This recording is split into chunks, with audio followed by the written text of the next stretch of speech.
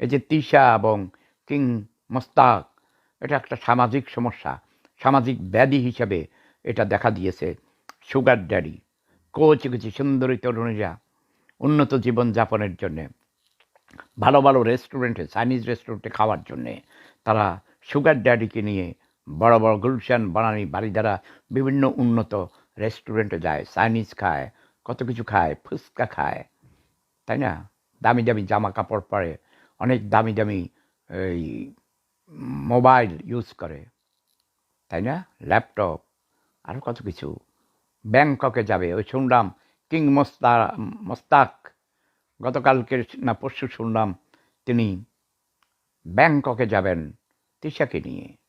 তিশা তো খুশি, কি আছে জীবনে? তিশা বন্ধু বান্ধবীরা হয়তো বললো, এই তুই বুড়া বেড়ারে বিয়ে করছিস কেন?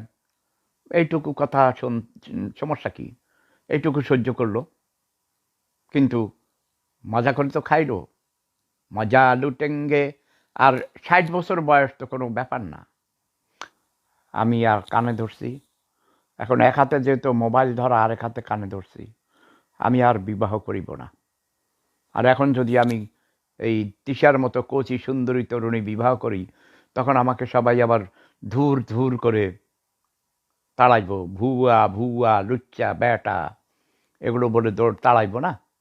যদি আমি বই মেলায় যাই, এমনি আমি জানি বাংলাদেশের যত পুলিশ নিরাপত্তা বাহিনী আছে, সেনাবাহিনী আছে, কেউ আমাকে নিরাপত্তা দিতে পারবে না।